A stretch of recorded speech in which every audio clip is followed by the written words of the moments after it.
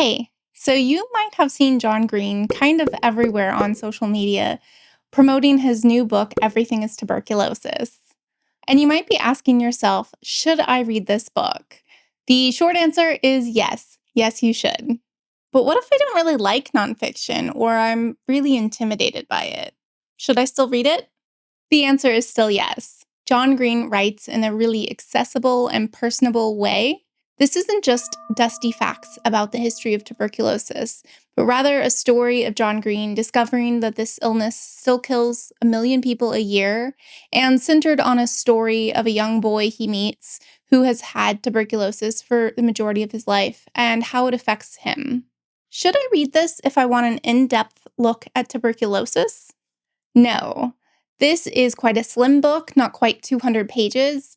It's introductory, a shallow but wide look at tuberculosis.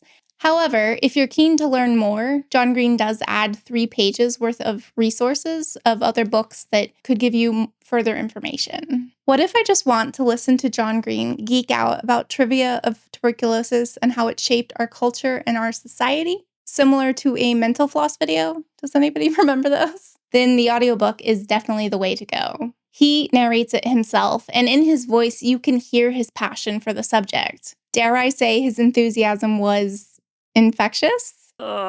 He is an excellent storyteller, and I even chose not to speed up the audiobook, which I normally do, because I just wanted to soak up all of this information about TB and how it's really affected our society.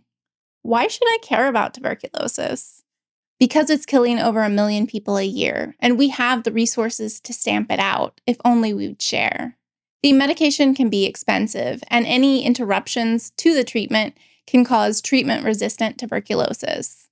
This disease mutates quite slowly, but it can still affect all of us.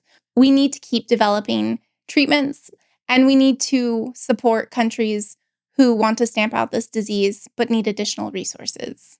With everything going on in the world, I don't want to read a depressing book. Should I still read it? I get that. I really do. And I suggest you do what's best for you. However, while this topic is quite serious, he does end the book on a hopeful note.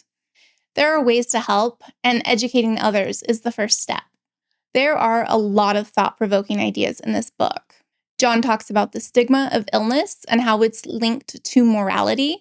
If we can blame the sick for their illnesses, it gives us the illusion of control. If sickness is something that just happens with no rhyme or reason, then we shatter the illusion of control. There was also discussion on how racism and economic status has shaped who is affected by this disease. Previously, before we had the cure, it affected both rich and poor alike.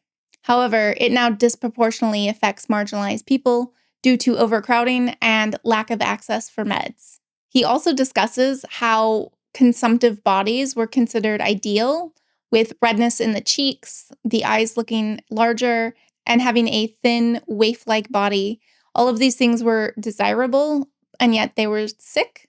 I thought that discussion was really interesting. So many great ideas explored. I highly encourage you to pick it up. I was able to get the audiobook for free on Libro FM because one of you kindly clicked on my referral link that I keep in the description, and that was just so exciting. So if that was you, thank you so much.